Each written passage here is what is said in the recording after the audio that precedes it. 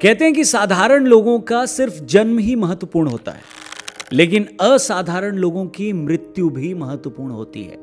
ऐसा इसलिए कहा जाता है क्योंकि जो असाधारण लोग होते हैं वो इतने आइकॉनिक होते हैं कि जब वो दुनिया से जाते हैं तो एक ऐसा एग्जाम्पल सेट करके जाते हैं कि आने वाली कई जनरेशंस उनकी स्टोरी से इंस्पायर होती हैं। दोस्तों, 23 मार्च एक ऐसी ही तारीख है जिस दिन 1931 में इंडियन हिस्ट्री ने एक ऐसा पन्ना देखा जिसने ब्रिटिश हुकूमत की इंडिया से वापसी की नींव रखी। देश के 3 फ्रीडम फाइटर्स को उस दिन ब्रिटिश कोर्ट के आदेश पर फांसी पर लटका दिया गया। सुखदेव, राजगुरु और भगत सिंह। 23 साल के भगत सिंह को दर्जा मिला हिंदुस्तान के शहीद आजम का। आज हम आपको बताएंगे वो 3 बड़ी बातें जिसके कारण पूरा भारत भगत सिंह को आज भी शहीद आजम मानता है और इस दुनिया के रहने तक मानता रहेगा। सबसे पहले आपको सबसे बड़ी बात बताता हूं। 23 साल की उम्र तक आते आते भगत सिंह ने दुनिया भर का लिटरेचर पढ़ लिया था। चूंकि भगत सिंह बहुत युवा थे और सशस्त्र क्रांति में विश्वास रखते थे, इसलिए राष्ट्रपिता महात्मा गांधी के साथ साथ कई सीनियर लीडर्स को यह लगता था कि भगत सिंह सिर्फ जोश के बल पर अपनी क्रांति चला रहे हैं, जो उनके अहिंसक आंदोलन और इंडियन इंडिपेंडेंस मूवमेंट को नुकसान पहुंचा सकता है। लेकिन भगत सिंह के जोश और उनके आर्म्ड रेवोल्यूशन के पीछे उनकी डीप स्टडी की बहुत स्ट्रांग बैकिंग थी। भगत सिंह जी पढ़ने के बहुत शौकीन थे। 23 साल की उम्र में ही उन्होंने world religion, world history, international conflicts, war history, democracy, liberalism, communism, nationalism वगैरह से जुड़ी बहुत सारी किताबों को पढ़ लिया था और न सिर्फ पढ़ा था बल्कि उनको निचोड़कर अपना एक लाइन ऑफ एक्शन भी बनाया था। उनका मानना था कि दुनिया के बड़े से बड़े स्कूल ऑफ थॉट ने अपने अपने समय की सिचुएशन के हिसाब से अपनी स्ट्रैटेजी बनाई, इसलिए कोई भी रास्ता आखिरी नहीं है। उनकी स्टडी ने उन्हें सिखाया कि उस समय की सिचुएशन के हिसाब से उन्हें कितने % लाला लाजपत राय बनना है, कितने % गांधी बनना है, कितने % शिवाजी बनना है और कितने % लेनिन बनना है। जब उन्हें फांसी के तख्त के लिए बुलाया गया तब भी वो किताब ही पढ़ रहे थे। पढ़ने की उनकी इस आदत ने उन्हें भारत के वीर क्रांतिकारियों के बीच भी एक अलग स्थान दिलवाया। दूसरी बड़ी चीज जो भगत सिंह को शहीद आजम भगत सिंह बनाती है वो है उनकी हिम्मत। भगत सिंह को उनके क्रांतिकारी साथी एक लीडर फिगर की तरह देखते थे। एक लीडर के लिए उसकी हिम्मत सबसे मजबूत हथियार होती है, क्योंकि उसकी हिम्मत को देखकर उसके पीछे खड़ी पूरी फौज मोटिवेट होती है। एक मजबूत और क्रूअल शासन के खिलाफ बगावत करना अपने आप में ही हिम्मत का ऐलान करता है। भगत सिंह ने अपने किसी भी मिशन को पर्दे के पीछे रहकर नहीं बल्कि आगे से लीड किया।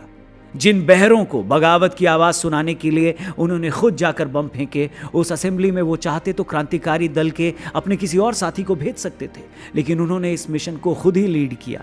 साहस का कोई भी ऐसा माइलस्टोन नहीं था जो भगत सिंह ने न छुआ हो। डॉक्यूमेंट्स बताते हैं कि फांसी की सजा सुनाए जाने और फांसी होने के बीच उनका वजन कई किलो बढ़ गया था, जबकि मेडिकल साइंस ये कहता है कि ऐसी सिचुएशन में कोई भी कैदी इतने स्ट्रेस और डिप्रेशन में आ जाता है कि उसका वजन तेजी से गिरने लगता है।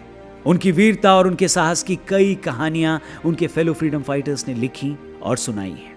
और अब आपको बताते हैं भगत सिंह की तीसरी सबसे बड़ी क्वालिटी, और वो क्वालिटी है उनका डिटर्मिनेशन यानी दृढ़ निश्चय।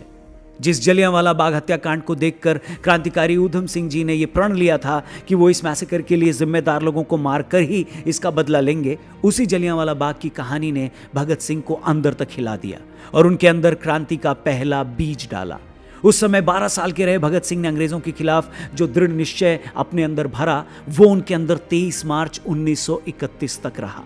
भगत सिंह ने अपनी पूरी जिंदगी में कुछ भी किया वो उसी डिटर्मिनेशन को पूरा करने के रास्ते में किया।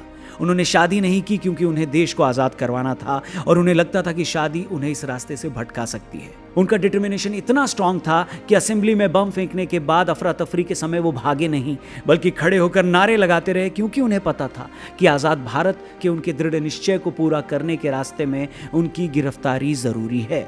उन्हें पता था कि देश को जगाने के लिए भगत सिंह को शहादत देकर मौत की नींद सोना पड़ेगा और उन्होंने ऐसा ही किया। फांसी से पहले उनके साथियों ने उन्हें जेल से भगाने का भी प्लान बनाया था, लेकिन उन्होंने साफ मना कर दिया, क्योंकि वो ये जानते थे कि भगत सिंह अगर शहीद होगा तो भारत की गली गली से भगत सिंह की चिंगारी निकलेगी जो एक शोला बनकर ब्रिटिश रूल को जलाने में कामयाब होगी। तो ये थी वो 3 बातें जिन्होंने क्रांतिकारी भगत सिंह जी को शहीद आजम भगत सिंह बनाया।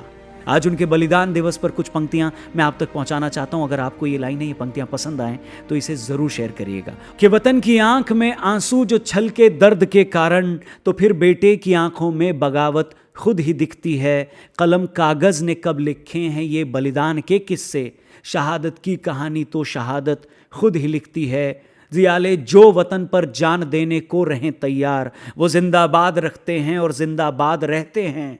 और जिसने कोख में पाले भगत सिंह की तरह के शेर, भला उस मां के आंचल पर कभी क्या दाग रहते हैं। थैंक यू वेरी मच इस वीडियो को देखने के लिए। ये वीडियो अगर आपको पसंद आई हो तो इस वीडियो को हर उस आदमी तक पहुंचाइएगा, इसे शेयर करिएगा जो भगत सिंह से उतनी ही मोहब्बत करता हो जितनी मैं और आप करते हैं। जय हिंद, जय भारत।